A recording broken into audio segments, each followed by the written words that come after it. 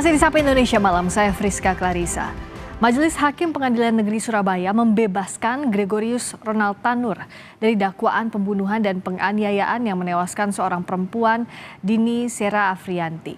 Putusan yang mengusik rasa keadilan publik ini jelas menghebohkan. Kejadian yang terjadi pada 4 Oktober 2023 silam bermula saat Dini pergi ke tempat karaoke bersama Ronald yang berakhir dengan pertengkaran yang membuat korban dicekik, ditendang, dan dipukul menggunakan botol tequila. Sesampainya di basement, Ronald disebut melindas korban. Dari hasil otopsi kemudian ditemukan luka lecet, luka kekerasan benda tumpul, dan luka memar pada korban.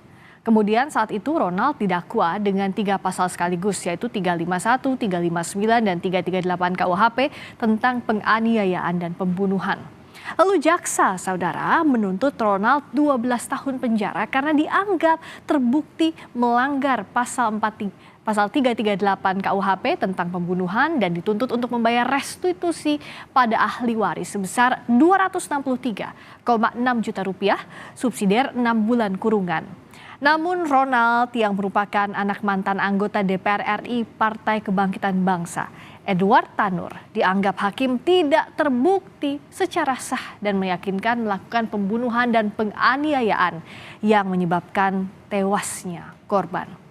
Hakim berpendapat kematian korban bukan karena luka, melainkan karena minuman keras yang dikonsumsi. Kontroversi di balik putusan hakim dalam kasus kematian Dini akan kita bahas usai tayangan berikut. Putusan bebas terhadap Ronald Tanur dalam kasus pembunuhan Dini Afrianti yang tak lain adalah kekasihnya mendapat sorotan publik. Ketua Majelis Hakim yang membebaskan Ronald, Erintua Damanik, menolak berkomentar mengenai putusan kontroversial tersebut. Dia menyebut semua sudah jelas termaktub dalam pertimbangan putusannya. Pak, terkait putusan kemarin itu gimana? Tanya ke Humas, buktinya sudah ada dalam pertimbangan itu semua. Ya. Kasus kematian Dini bermula saat dia dan rekannya Ronald Tanur mengunjungi karaoke Black Hole di Surabaya, Jawa Timur sekitar pukul 9:30 malam 3 Oktober 2023. Dalam gelar perkara, keduanya sempat berkaraoke dan meminum alkohol. Pada dini hari 4 Oktober 2023, keduanya meninggalkan ruang karaoke dan mulai cekcok. Gelar perkara mengungkap Ronald menendang dan memukul Dini dengan botol miras 2 kali. Keributan keduanya berlanjut ke lantai basement Mall Landmark. Ronald melajukan kendaraan minibusnya dan melindas Dini. Selanjutnya Ronald berusaha memberikan pertolongan kepada Dini, membawanya ke Rumah Sakit National Hospital Surabaya. Namun Dini mengembuskan napas terakhir pada pukul 5 pagi. Keluarga Dini Afrianti dan kuasa hukumnya mengaku sangat kecewa dengan putusan PN Surabaya yang menyebut kematian Dini karena minuman beralkohol dan bukan penganiayaan. Keluarga meminta jaksa mengajukan banding. Kuasa hukum pun segera mengadukan 3 hakim yang membebaskan Ronald ke Mahkamah Agung, Komisi Yudisial, dan Komisi Pemberantasan Korupsi. Kecewa, keluarga sangat sedih dengan keputusan itu. Ya, sebisa mungkin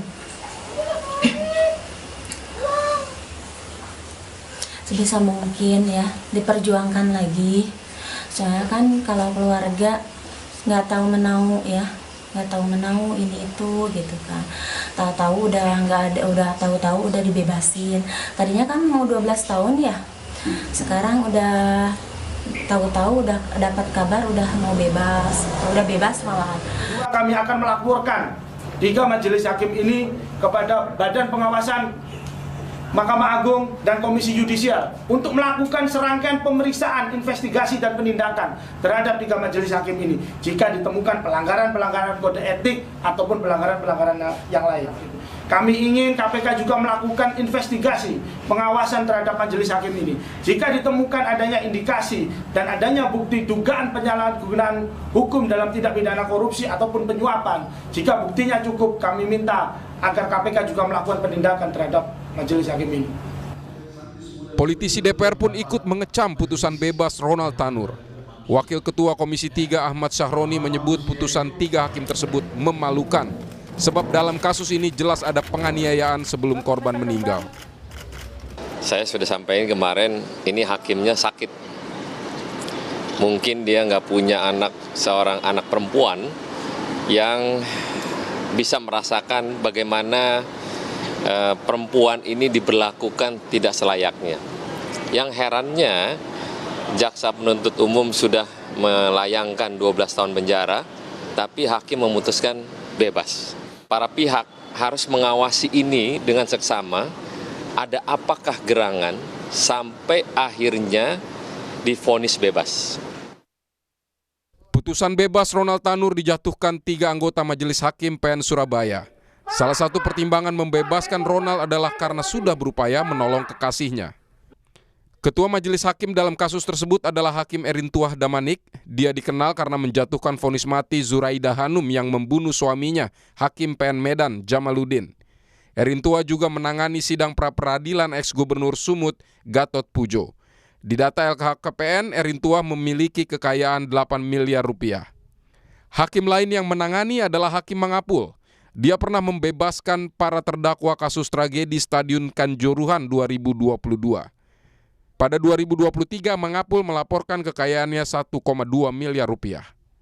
Anggota hakim berikutnya Heru Hanindyo memiliki kekayaan 6,5 miliar rupiah. Dia pernah memimpin kasus gugatan PKPU PT My Indonesia Airline ke Garuda Indonesia. Kejaksaan Negeri Surabaya memastikan akan mengajukan kasasi terkait vonis bebas hakim di kasus pembunuhan Dini Afrianti oleh terdakwa Ronald Tanur. Tentunya dalam proses kasasi ini kami setelah putusan pengadilan, kami menyatakan kasasi terhadap tersangka Gregorius Ronald Tanur. Harapan kami kalau bisa secepat mungkin supaya masyarakat tahu, merasakan bagaimana penegakan hukum di Indonesia ini.